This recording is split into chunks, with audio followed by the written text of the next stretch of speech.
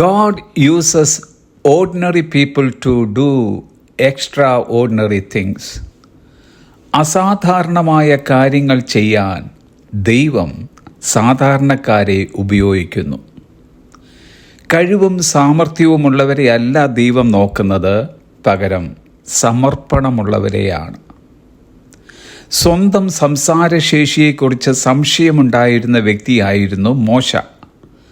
എന്നാൽ 25 ലക്ഷത്തിൽ പരം വരുന്ന ഇസ്രായേൽ ജനത്തെ മിസ്രൈമിൽ നിന്ന് പുറത്തു കൊണ്ടുവരാൻ ദൈവം തെരഞ്ഞെടുത്തത് അവനെയായിരുന്നു. പലരാലും അവഗണിക്കപ്പെട്ട ഒരു ഇളയ സഹോദരനായിരുന്നു ദാവീദ്. എന്നാൽ ദൈവം അവനെ ഒരു രാജാവും ദൈവത്തിൻ്റെ സ്വന്തം ഹൃദയപ്രകാരമുള്ള മനുഷ്യനുമാക്കി.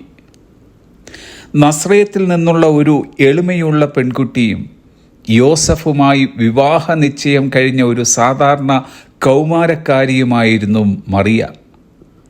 എന്നാൽ യേശു എന്ന ലോകരക്ഷകനെ ഉദരത്തിൽ വഹിക്കാനും അവനെ വളർത്താനും ദൈവം തെരഞ്ഞെടുത്തത് മറിയയെയായിരുന്നു. മത്സ്യത്തൊഴിലാളികൾ, നികുതി പിരിവുകാർ, അങ്ങനെ മതപരമായ ഉന്നതരോ പണ്ഡിതരോ അല്ലാതിരുന്ന സാധാരണ തൊഴിലാളികളെയായിരുന്നു ദൈവം ആദിമസഭയുടെ അടിസ്ഥാന നേതാക്കളാക്കിയത്. ക്രിസ്ത്യാനികളെ പീഡിപ്പിച്ചിരുന്നവനും യേശുവിൻ്റെ അനുയായികളെ വേട്ടയാടുന്നതിൽ പേരുകേട്ട ഒരു പരീശനുമായിരുന്നു ശൗൽ എന്ന പൗലോസ്. ദൈവം അവനെ ഏറ്റവും സ്വാധീനമുള്ള അപ്പോസ്തലന്മാരിൽ ഒരാളാക്കി മാറ്റി. മാക്സ് ലുക്കോഡ് പറഞ്ഞതത്രേ, God does not call the qualified, He qualifies the called. ദൈവം യോഗ്യരെ വിളിക്കുന്നില്ല, വിളിക്കപ്പെട്ടവരെ അവൻ യോഗ്യരാക്കുകയാണ്. തിരുവചനം പറയുന്നു, കൊരിന്ത്യർക്ക് എഴുതിയ 1 ലേഖനം 1 അധ്യായം 27 തുടങ്ങി 29 വരെയുള്ള വാക്യങ്ങൾ. ജ്ഞാനികളെ ലജ്ജിപ്പിപ്പാൻ ദൈവം ലോകത്തിൽ ഭോഷത്വമായത് തിരഞ്ഞെടുത്തു. ബലമുള്ളതിനെ ലജ്ജിപ്പിപ്പാൻ ദൈവം ലോകത്തിൽ ബലഹീനമായത് തിരഞ്ഞെടുത്തു. ഉള്ളതിനെ ഇല്ലായ്മയാക്കുവാൻ ദൈവം ലോകത്തിൽ കുലഹീനവും നികൃഷ്ടമായതും ഏതുമില്ലാത്തതും തിരഞ്ഞെടുത്തു. ദൈവസന്നിധിയിൽ ഒരു ജഡവും പ്രശംസിക്കാതിരിക്കേണ്ടതിന് തന്നെ.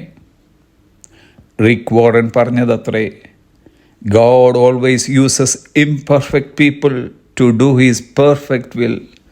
ദൈവം എപ്പോഴും തൻ്റെ പൂർണ്ണതയുള്ള ഇഷ്ടം ചെയ്യാൻ അപൂർണരായ ആളുകളെ ഉപയോഗിക്കുന്നു. ദൈവം തൻ്റെ ഉദ്ദേശ നിവൃത്തിക്കായി അയോഗ്യരായ നമ്മെ തിരഞ്ഞെടുത്തിരിക്കുന്നുവെന്നും അതിനാൽ നാം സമർപ്പണമുള്ളവരും ഒരുങ്ങപ്പെടേണ്ടവരാണെന്നുമുള്ള തിരിച്ചറിവ് നമുക്കുണ്ടാകുമ്പോൾ നമ്മുടെ ബലഹീനത അവൻ്റെ ശക്തിക്കുള്ള ഒരു വേദിയായി മാറുകയാണ്. അതുകൊണ്ടാണ് തിരുവചനം പറയുന്നത്, കൊരിന്ത്യർക്ക് എഴുതിയ 2 ലേഖനം 12 അധ്യായം 9 വാക്യം, my power is made perfect in weakness.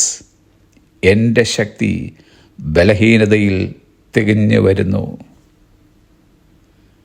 Have A blessed day.